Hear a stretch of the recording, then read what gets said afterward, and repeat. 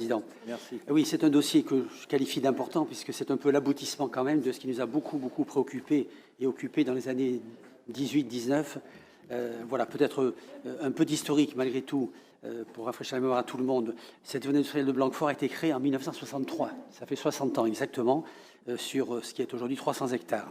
En 73, FAI Ford Aquitaine Industrie donc est arrivé pour 45 ans malgré tout, mais cette histoire industrielle de fabrication de boîtes de vitesse s'est arrêtée en 2019 avec la fermeture de l'usine et la suppression de 849 emplois. C'était quand même un événement extrêmement dur à vivre pour tous et pour les élus aussi, et pour la maire de Blanquefort très certainement. Un plan de sauvegarde de l'emploi, un PSE, a été mis en place pour revitaliser le site. En 2020, FAI a entamé les travaux de déconstruction et de dépollution du site. À ce jour, la déconstruction est terminée et la dépollution va se terminer à la fin de l'année 2024, donc ça va quand même assez vite.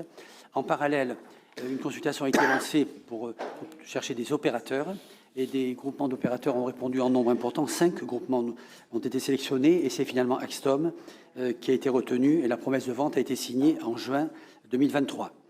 Ce groupement Axtom, peut-être vous en dire 2 mots simplement, c'est aussi 5 filiales de métiers, promotion, aménagement, investissement immobilier, montage d'opérations de type site clé en main. Et d'ailleurs, c'est un label qui est recherché par Axtom et le groupement qui est autour. C'est 7 ans d'existence, 23 grosses opérations à son actif, dont 4 à l'étranger. Italie, Espagne, Angleterre et Allemagne. Et depuis mars 2023, un travail partenarial s'est mis en place avec Bordeaux Métropole, la ville de Blanquefort bien sûr, et la région Nouvelle-Aquitaine qui est partenaire. Le 3e COPIL auquel j'ai assisté pour la première fois, puisque ma délégation a commencé à ce moment-là, s'est tenu le 20 décembre 2023. Quelques mots sur le projet. Ce projet, finalement, se veut être un village industriel de demain, c'est comme ça qu'il se qualifie, un écoquartier connecté à la ville de Blanquefort en l'occurrence. Les objectifs, aménager des espaces de circulation, réindustrialiser le site de l'ancienne usine FAI, offrir des locaux artisanaux à destination des PME, PMI, renforcer l'ouverture et la liaison du site avec la zone existante et favoriser son accès à la gare de Blanquefort, et enfin viser l'efficacité énergétique et contribuer à la transition énergétique du secteur. Concrètement, sur les 50 hectares de ce site bien précis, l'ancienne usine Ford, très précisément, 25 hectares seront consacrés à l'activité économique pure avec une surface de plancher de 25 hectares. 12 hectares seront consacrés aux panneaux photovoltaïques, couvrant les besoins finalement de 5000 foyers, c'est important. Et accessoirement, mais c'est dans la même lignée de transition énergétique, 2500 arbres seront plantés. L'ambition est de créer 2500 emplois.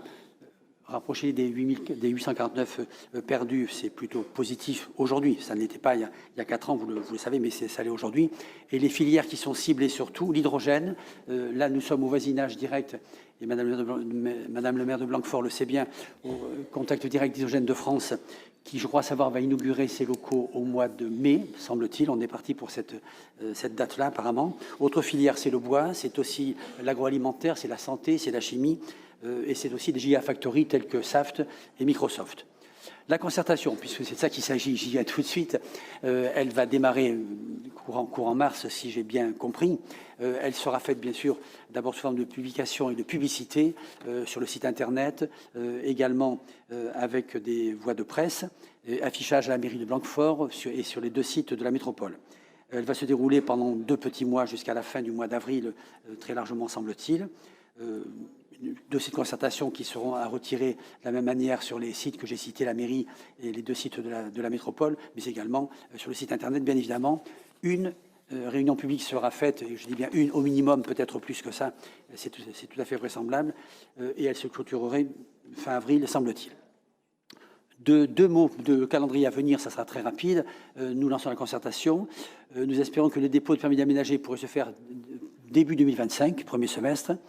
L'allotissement et les travaux de voirie, premier semestre 2026, avec une livraison des opérations pratiquement début 2027. Voilà, mes chers collègues, merci pour votre attention. Ce que je vais vous dire sur ce dossier qui, je trouve, est un aboutissement très positif par rapport à ce qu'on a connu il y a quelques années. Et j'en suis très heureux.